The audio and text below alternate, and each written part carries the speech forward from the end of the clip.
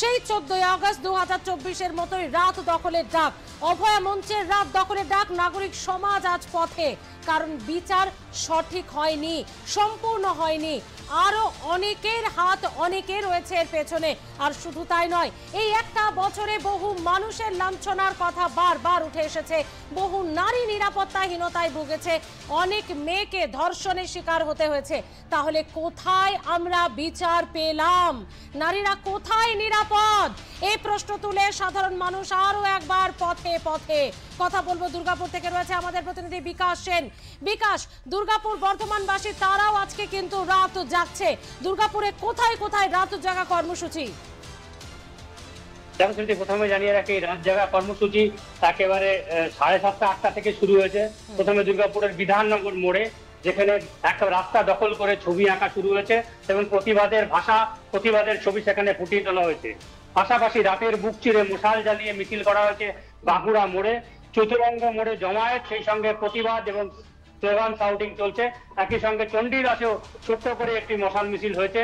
শহরের 4টি কেন্দ্র ছাড়া বিভিন্ন কেন্দ্রে ছোট ছোট করে প্রতিবাদীরা বেরিয়েছে, কোথাও বা মশাল নিয়ে, কোথাও বা ফেস্টুন নিয়ে, এবং তাদের একটাই দাবি, দফা এবং দাবি এক, যে অভয়ার বিচার 1টি বছর পেরিয়ে যাওয়ার পরে প্রকৃত বিচার সে পায়নি। কিভাবে এই ধরনের নারী নির্যাতন থেকে, সামাজিক অবক্ষয় থেকে মানুষ মুক্তি পাবে, তার শেষ রাস্তা কোথায়, তার কোথায় আলো পাওয়া যাবে, এই একটা হতাশার মধ্যে মানুষের কিন্তু আজকের আন্দোলনে পায়ে পা মেলানো। স্মৃতি, একেবারেই বিকাশ, সব মিলিয়ে কিন্তু মানুষ আরো একবার পথে। আমরা দুর্গাপুরের ছবিটা যেখানে যেখানে রাত জাগা কর্মসূচি হচ্ছে, পরবর্তী সময় সরাসরি সেই ছবি সাধারণ মানুষের সামনে অবশ্যই তুলে ধরবো। মানুষের স্বতঃস্ফূর্ত যে প্রতিবাদ, যা শহর শিল্পাঞ্চল দুর্গাপুর থেকে যাদবপুর, শ্যামবাজার, পাঁচমাথার মোড়, বোলপুর, আরামবাগ, হুগলি, সর্বত্র ছড়িয়ে পড়েছে। কারো হাতে মোমবাতি তো কারো হাতে মশাল।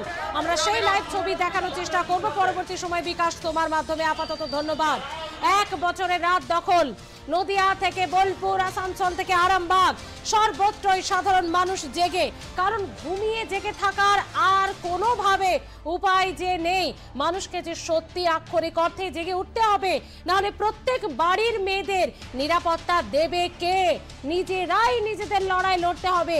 এ লড়াই অন্য কেউ লড়বে না, এ বিচার অন্য কেউ ছিনিয়ে এনে দেবে না। এ বিচার প্রত্যেকটি মেয়েকে নিজের লড়াইয়ে পেতে হবে। সে কারণে 8 থেকে 80 ফের একবার পথে রাত জাগা কর্মসূচিতে সামিল মহিলারা। এবং খুব ভালো লাগার ছবি, সেই মহিলাদের পাশে নিয়ে তার বাবা, কাকা, জ্যাঠা, দাদা, ভাই থেকে শুরু করে কারো স্বামী, প্রত্যেক মহিলার পাশে যে তারা এসে দাঁড়িয়েছেন। সমাজের একটি অত্যন্ত ভালো, মন ভালো করা ছবি কিন্তু এখনো পর্যন্ত আমাদের সমাজকে বাঁচিয়ে রেখেছে, আমাদের প্রতিবাদকে বাঁচিয়ে রেখেছে, আমাদের উদ্যমকে বাঁচিয়ে রেখেছে।